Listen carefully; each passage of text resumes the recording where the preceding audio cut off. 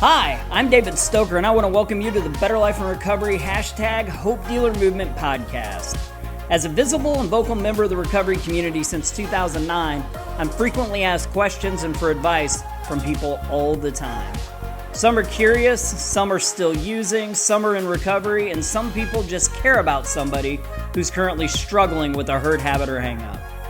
If people in my community have those questions, I guarantee that people everywhere are looking for answers as well. We started this podcast to give you answers and support, because not only is recovery real, it is amazing. Hope you enjoy the show. So we're back with another episode of #HopeDealer. And today it is me and Alon Fisch. Say hi, Allan. Hello. So Allan is the founder of New Beginning Sanctuary, which is recovery residences here in Springfield and now Joplin. Joplin, and getting ready to have Kansas City probably in about a month. So how many houses do you have right now? Right now we've got 19 homes between Springfield and Joplin. Okay. And you had the first NARR accredited housing in Springfield. Yes. In Southwest Missouri, actually, right? We were one of the first in Southwest Missouri. Yes, we were, I believe, the second set of homes to get accredited. I believe Jeff City, House of Hope Homes, New Beginnings there, got their accreditation first. They were the guinea pig, and then we were second. Like in the state? In the state, I believe, yes. Okay, because I was going to say, I consider Jeff City to be kind of central, so... Yes. So first in Southwest, and yes, first in Springfield. we were definitely first in Southwest, Okay. First in Springfield. We were the only ones in Springfield for quite a long time, up until about a few months ago. I think Straight Street, John Allred's program, Freedom City, just got their certification, and they're now NARR certified. Okay. So what exactly is NARR certification? So to kind of break it down for the people listening. So National Alliance of Recovery Residents sets standards for housing and has been adopted to be kind of a nationwide standard for housing. Basically to make sure that homes are safe, that they are doing what they say they're going to be doing, they're held accountable, they are good neighbors, they provide programming, they help people, not just trying to be... for lack of a better word, slumlords, and just putting 10 people in a bunk bed or 20 people in a house and collecting income from it. So That's not legit? yeah, it's kind of frowned upon, or it doesn't work, let's put it that way. Not for very long, and before you know it, a lot of times you end up having a dope house. So NARR came about in the state of Missouri because we wanted to have an accreditation process. Prior to that, DMH, Department of Mental Health, was having HUD certify homes, and it was a very laborious process. So they wanted to have some sort of a standard that was accepted nationwide. So Missouri Coalition of Recovery Support Providers pursued NARR and became the NARR affiliate here in the state. There are NARR certified programs all across the country, all in different stages. Some states are just starting the process. Some have had it for a very long time. I was on the committee that started it here in Missouri and brought the NARR certification and the NARR standards to Missouri so that it was a way to hold housing accountable and provide a safe and environment for people to live in. Good. So now just anybody can start up a recovery house, right? Because it's a simple process. No, everybody can start up a recovery house. Not everybody can do it well. Starting up a recovery house is not that difficult. It's open a house and put 10 buddies in it. The difficulty comes in holding the standards, making sure that people are held accountable, not letting rules, having equal rules in place for everybody, and then sustaining it, growing it, getting people to pay their program fees, and the work part is the hard part. Opening is the easiest part. It's kind of like recovery. Stopping is easy, but exactly. Staying quit is right? the hard part. That's correct. So that can be difficult. So what I have always kind of respected about you is the fact that you have your own recovery houses, and yet you're on the team that goes in, you and some of your employees. some of your house managers and people to help you run New Beginnings actually go in and do inspections. And I mean, I've seen you work with several people and help them open up housing. Aren't you afraid that that's going to hit hit you? Because obviously there's not enough people to go around. That's what always cracks me up. Yeah. Is the competition thing. If you're doing it correctly and you are running reputable housing, there is not enough people doing it and there is no competition. There are millions and millions of clients, unfortunately, and the need is always there. So I don't see it as competition. If you're running reputable housing and you are doing all the things that you need to do in order to be able to help people, I am more than happy to come out and share. We've started many programs. I started because CORE, which at the time was Church Army, I happened to be friends with somebody, and I ended up getting started and inspired by them. So I have no problem with people starting additional housing as long as it's being done right and run right. I don't think it's a competition. I think that there is more than enough clients to go around. Having said that, I think there are ways that you can work together in the community or you can work against one another in the community. And if somebody is trying to hire away our house managers or steal clients or things like that, obviously they're probably not running an ethical practice or an ethical housing program anyway. So those are the people I choose not to work with. But most of the providers here understand there's more than enough resources and enough clients to go around, and they don't have a problem with working with us and vice versa. There's several different programs that I get on the phone with and say, hey, this person was kicked out of your home. What's going on? Because, there's three sides to every story, and I always get the side from them, and we always try and make it right. So if a client, I feel if a client leaves another program and it's just program hopping to escape balances, before we let them into our program or as they're in our program, part of the program for them is to pay the other balances off. If you committed to do something, you need to follow through and do it. That's the hardest part of recovery.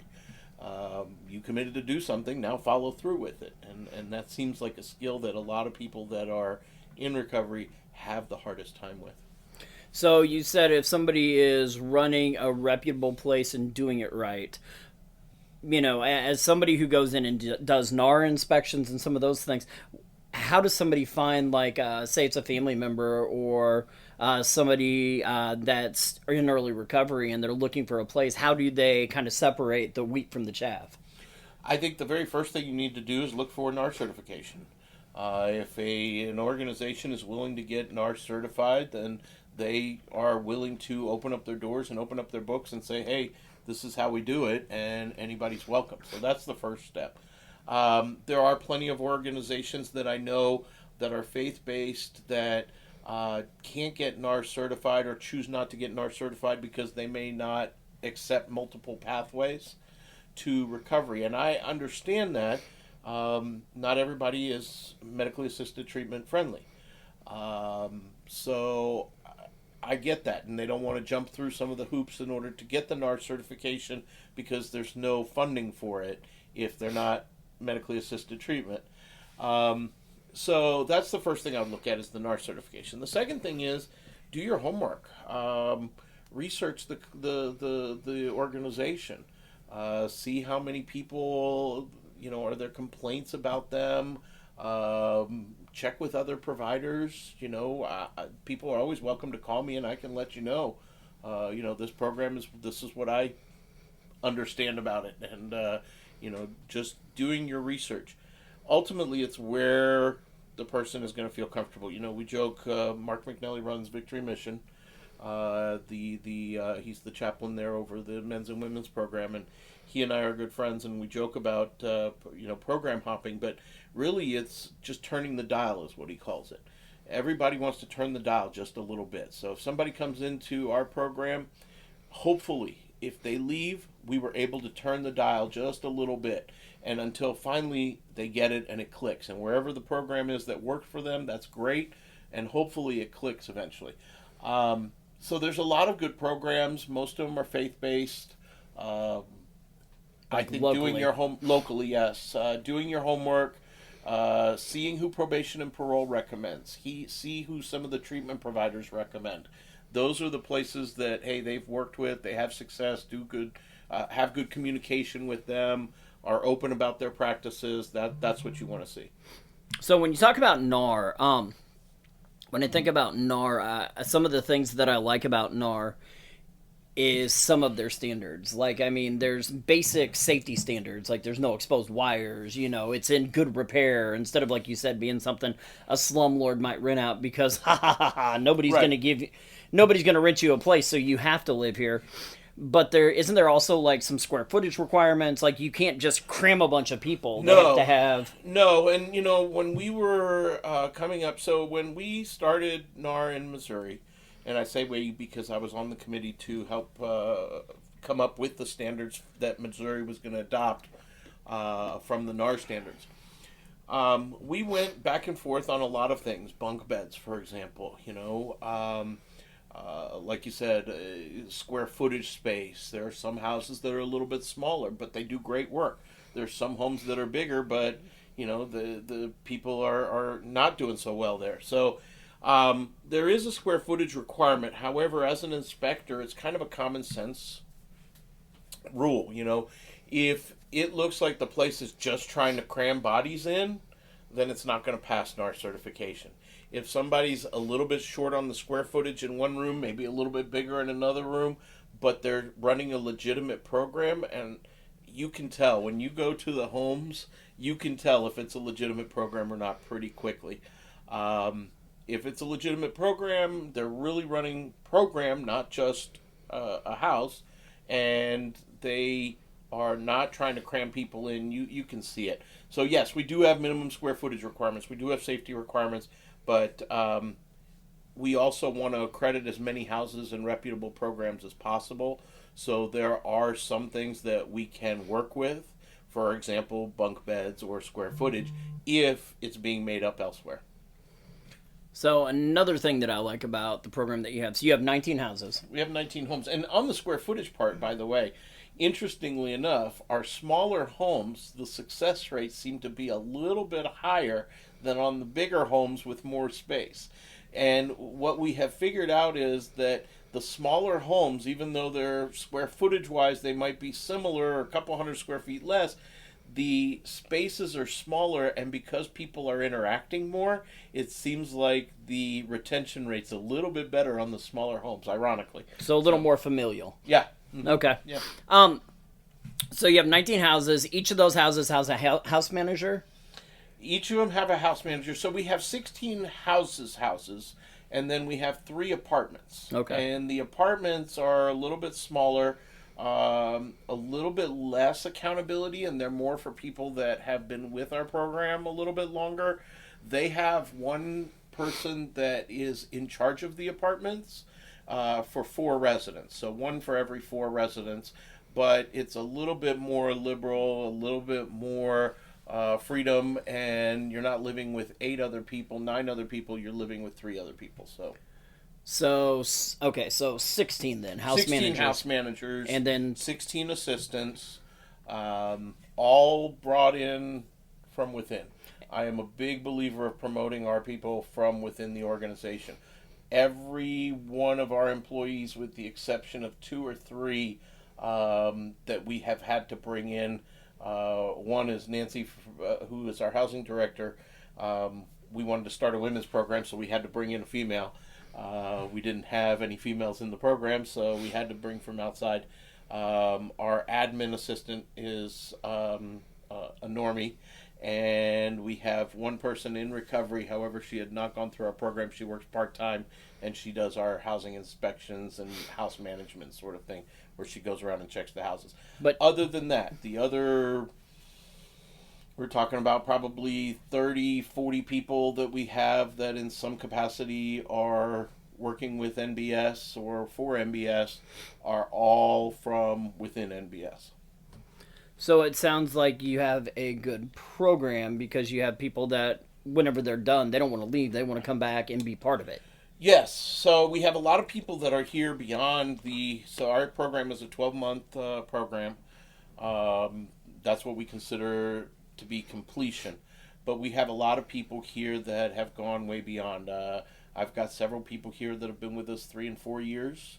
Several managers, several people in the program that have been with us way beyond the 12 months. So yes, a lot of people continue to stay with us, and they are welcome to stay as long as they want, as long as they're doing what they're supposed to be doing in terms of not drinking, not using, and following the rules. So why do you think you have that kind of retention? I mean, I also know that you've had people that have asked, that have started other houses, hey, is it okay if I talk to this person about becoming a house manager? Mm-hmm. So I mean, even other people are looking at the people that are coming up through your program and going, man, that's the kind of person that I want to help me run my that I want to manage my house.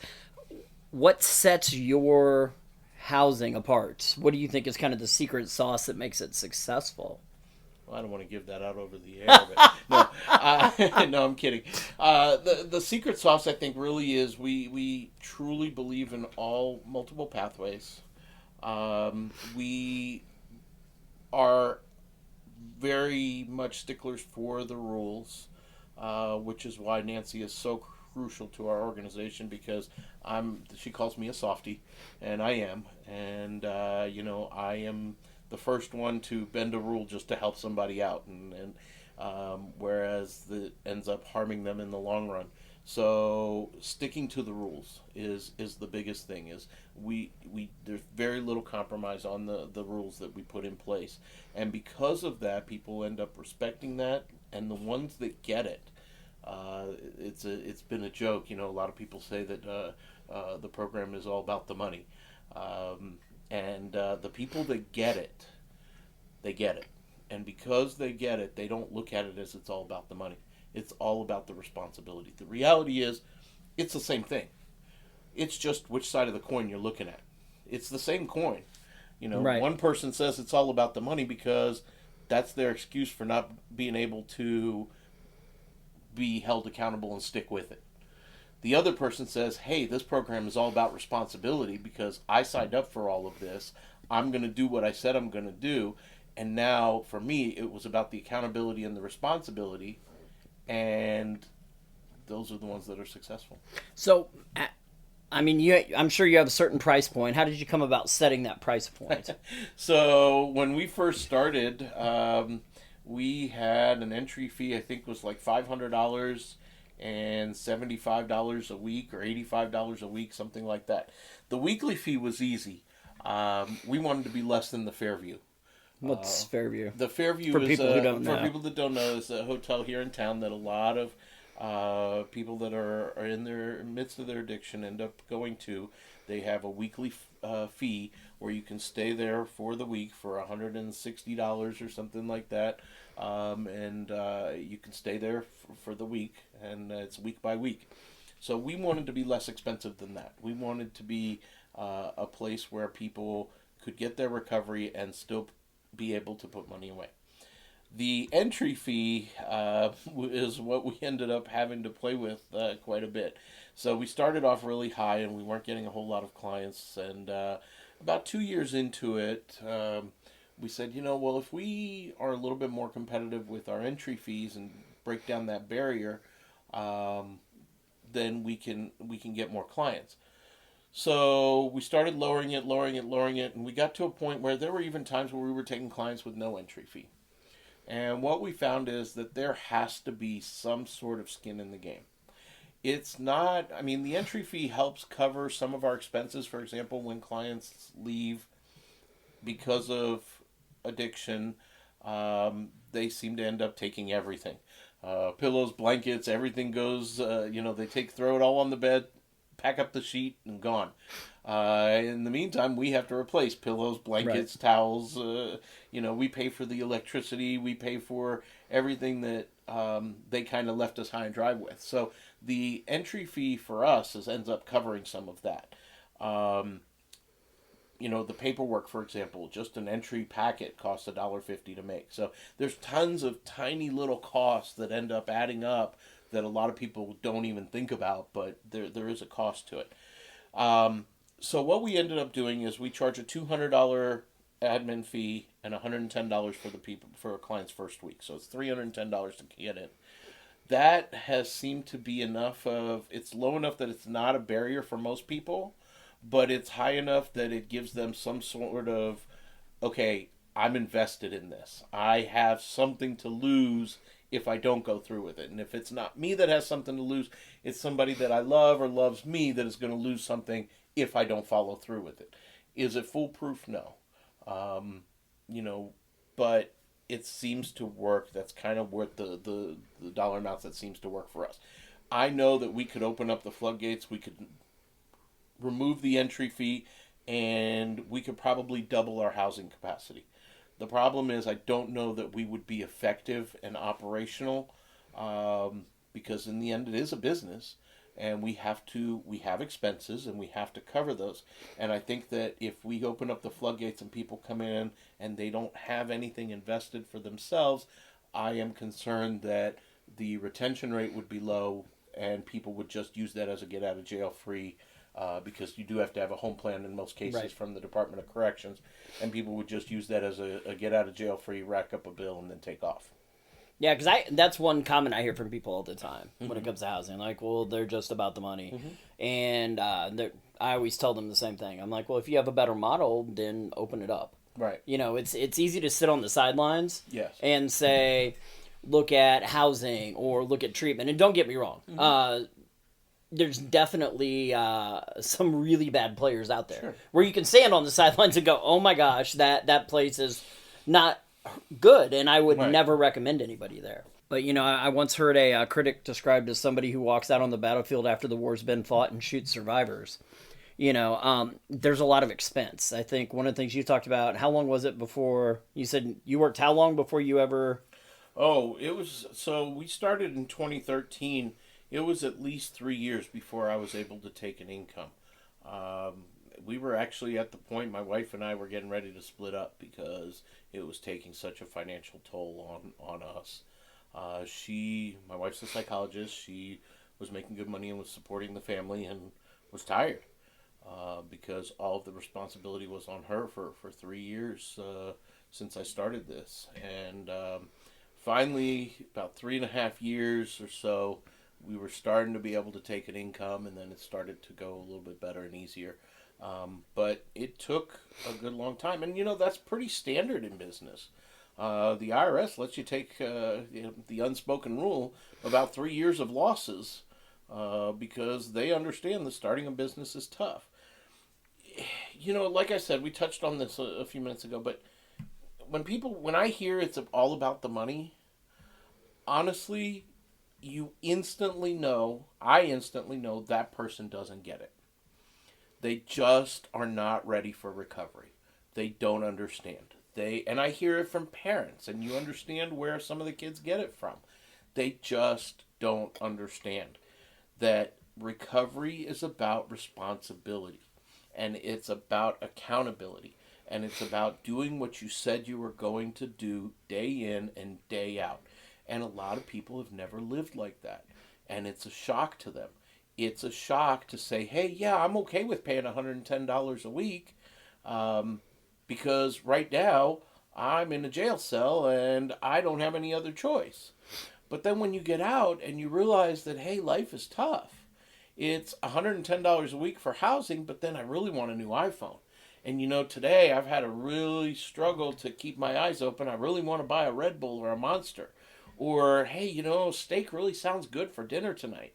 But you forget about the commitment of, I agreed to pay this for housing, and I agreed to pay this for food and this for water, your 3 basic needs, and your wants start to kick in, and your responsibilities for child support and other things, and it is hard. So it's easy when you're in jail and you don't see any responsibilities and you don't have any pressure and there's no stress and, $110 a week is no problem. But then when you get out and you realize, hey, I want a phone, and hey, I want to do this and I want to be able to do that, and then all of a sudden man, that housing, that $110, if I didn't have to pay that, I'd be all right.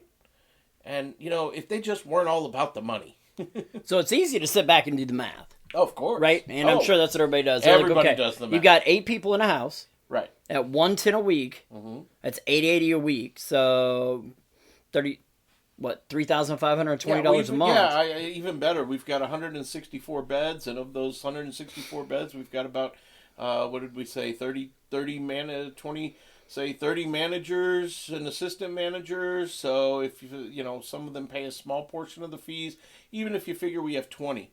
So 144 people times $110, and they can't understand why they can't get their housing for free. So yeah, it's $14,000 a week, that we're generating. But those 19 homes have rents and mortgages. And those 19 homes have electricity bills. And those 19 homes have internet and trash service and sheets and toilet paper and air conditioning and Stuff paperwork works. and people to manage those houses, and the stuff works and the water's not getting shut off and the electricity is staying on. And, just to give you an idea, we spend almost $30,000 a month on rent and mortgages. Then we spend another $8,500 a month on electricity.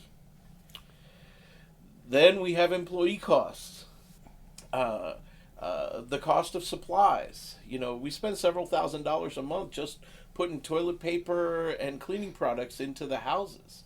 And a lot of people don't consider any of that. Little expenses like paperwork, office space, filing cabinets, vehicles. We've got a couple of NBS vehicles. We've got a couple of, we support multiple pathways to recovery. One of the pathways to recovery is animal support.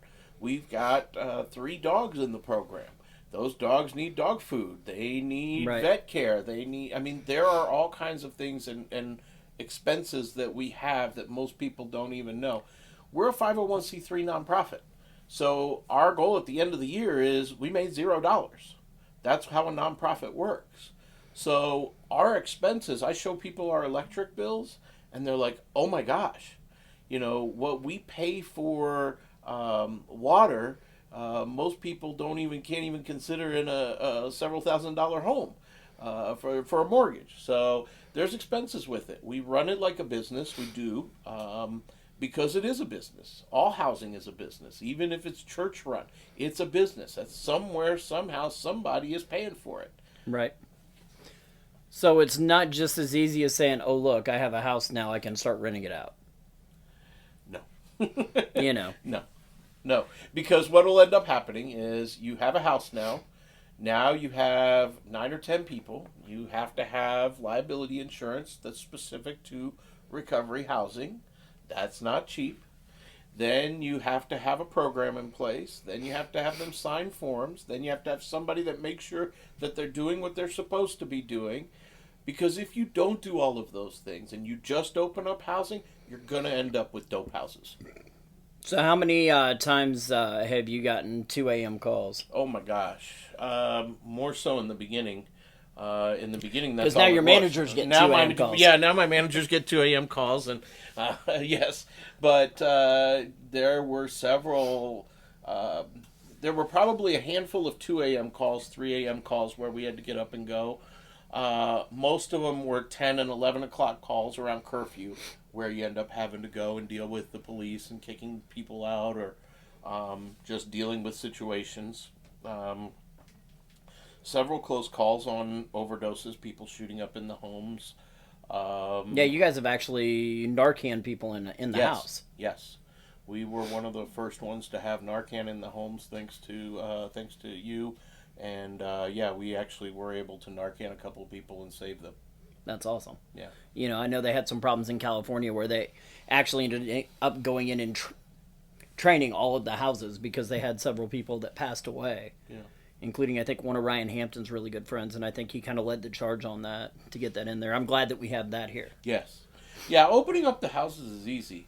Dealing with all the things that come along with it is the hard part, and years and years and years and gray hair and lost hair, and like I said, it nearly cost me my marriage, and fortunately now everything's great, and we've learned, and we have processes in place, and training, and manuals, and how to do things, and rules, and everything takes time to get it all into place. And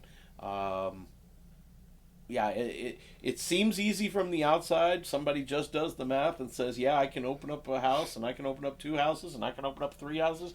But then you deal with the issues that come up with those houses, and that's the hard part, is actually running them and keeping them, running them well.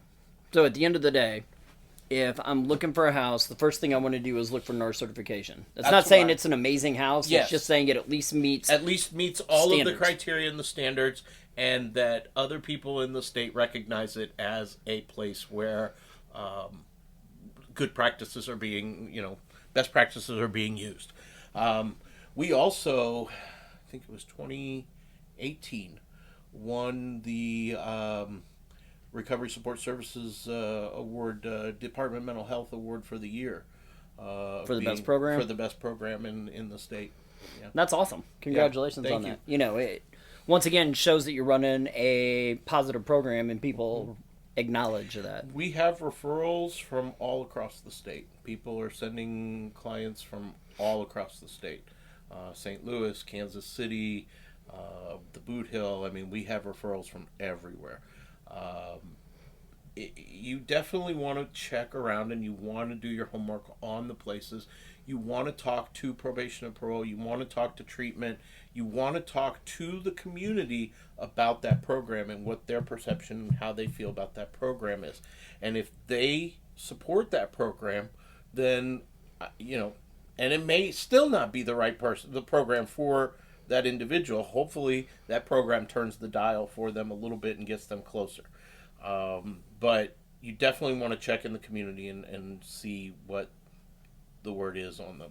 Okay. Well, thank you for your time, Allan. And I always say this to people when I have them on. Is there anything that you would like to leave the people listening with? It doesn't matter what you do, as long as you're doing something that you enjoy. Everything is going to take and require work. It's not as easy as it looks. You and I joke about, we come up with a couple of dozen $1 million ideas every month. The problem is executing them, doing them, and doing them well. And that's what I want to put out there. I would love to help anybody that wants to run housing and wants to run it well. I am happy to help them out and get them on the right track, and please feel free to reach out. Well, thanks again, Allan. And thanks a lot, everybody, for listening. We will talk to y'all again next week. In closing, I just want to thank you for listening to the podcast. Please join us every week for new episodes. If you want to connect with us further, if you have any questions, topics you'd like to hear in the future, or maybe would like to be on the podcast sometime, you can connect with us at betterlifeandrecovery.com. There's the Better Life and Recovery page on Facebook, or you can, we're on Twitter, BLIR_NPO.